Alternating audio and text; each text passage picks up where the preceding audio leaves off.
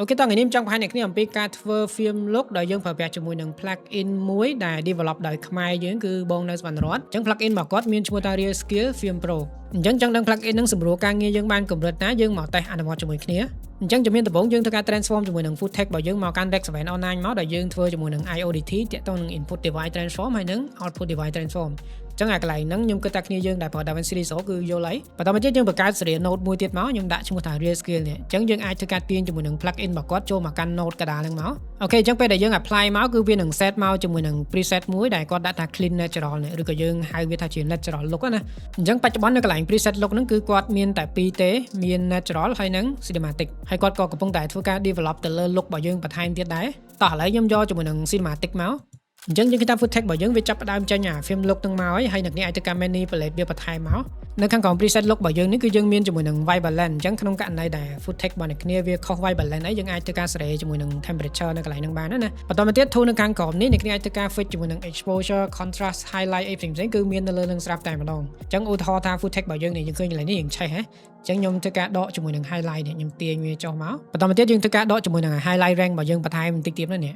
អូខេ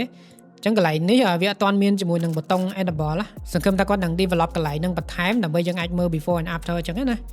អូខេអញ្ចឹងយើងក៏មានជាមួយនឹង S curve ដែរអ្នកគ្នាអត់ចាំបាច់មកពុត curve របស់យើងនៅកន្លែង curve custom របស់យើងក៏បានដែរទាញតែ S curve របស់យើងឡើងមកបានដែរអញ្ចឹងយើង scroll មកក្រោមយើងមានជាមួយនឹង color density នេះអញ្ចឹងនៅកន្លែងនេះយើងអាច detail ឬក៏ subjective ទៅលើ density color របស់យើងបានអញ្ចឹងណាអញ្ចឹងអ្នកគ្នាអាចធ្វើការ manual play around មើលបានហើយនៅខាងក្រោមនេះតើតើនឹង color saturation អញ្ចឹងវាមាន adaptive saturation ហើយនិង subjective saturation ណាអញ្ចឹងអ្នកគ្នាអាចធ្វើការសេរីតាមអ្វីដែលគ្នាចង់បានមកបន្តមកទៀតនៅខាងក្រោមគឺយើងមានជាមួយនឹង split tone អញ្ចឹងនៅកន្លែង split tone នេះក៏គាត់បានបញ្ជាក់ដែរវាអត់ទាន់ accurate 100% ទេគឺគាត់កំពុងតែធ្វើការ develop វាបន្ថែមដែរ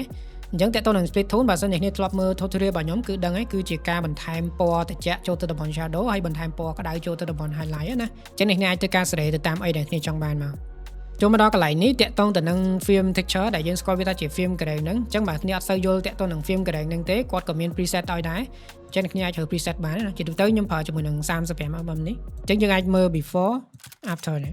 ចូលមកដល់ចុងក្រោយគេតួឯករបស់យើងគឺ halation ហើយនិង bloom ដែលយើងឃើញថាវា trending មែនតើទៅលើការធ្វើ color grading បច្ចុប្បន្នណាអញ្ចឹងបើយើងនិយាយពី halation គឺជា light bound ដែលពណ៌របស់វាមានពណ៌ red ហើយនិង orange ណាអញ្ចឹងនៅពេលដែលយើងតម្លើងវាមកនេះ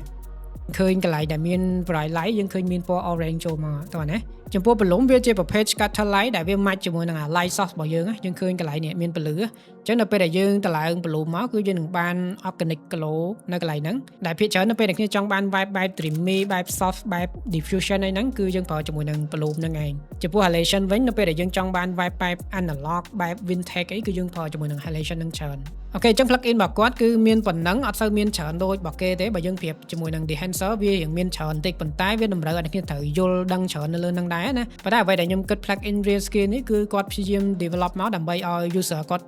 មានភាពងាយស្រួលនៅក្នុងការប្រើប្រាស់ណាអញ្ចឹងយើងឃើញមកវាអត់មានញ៉ៃច្រើនដូច plugin របស់គេទេហើយ tool មួយដែលគាត់ develop មកគឺវាត្រូវជាមួយនឹងការងារដែលយើងចង់បានហ្មងអញ្ចឹងណាអញ្ចឹងមកគ្នាអត់សូវយល់តាក់ទងនឹង print film emulation តាក់ទងនឹង film negative អីផ្សេងអ្នកគ្នាអាចមកប្រើជាមួយនឹង plugin Real Skill នេះគឺងាយស្រួលប្រើមែនតើហើយអីដែលសំខាន់នៅពេលដែលយើងប្រើជាមួយនឹង plugin Real Skill ហ្នឹងគឺវាអត់តឹងជាមួយនឹងម៉ាស៊ីនរបស់យើងឯងគឺវាស្រាលមែនតើវាខុសពី plugin ផ្សេងណាអូខេតោះអញ្ចឹងវីដេអូថ្ងៃនេះខ្ញុំគិតថាមានប៉ុណ្ណឹងហើយអ្នកគ្នាអាចមើល before and after បានចានេះគឺ before Rec 7 online របស់យើងអានេះគឺ after នៅពេលដែលយើងធ្វើ film look ហើយអញ្ចឹងមកគ្នាចាប់អារម្មណ៍ជាមួយនឹង plugin មួយនេះអាចចូលទៅ website Real Skill របស់គាត់ទៅហើយអ្នកគ្នាអាចទៅការបញ្ជាទិញបានបច្ចុប្បន្នក៏គាត់មាន discount ពិសេសដែរហើយតម្លៃពិតជាសមរម្យមែនតើបើយើងប្រៀបធៀបជាមួយនឹង plugin ផ្សេងអញ្ចឹងខ្ញុំបញ្ចប់តាមប៉ុណ្ណឹងហើយយើងនឹងជួបគ្នានៅវីដេអូក្រោយ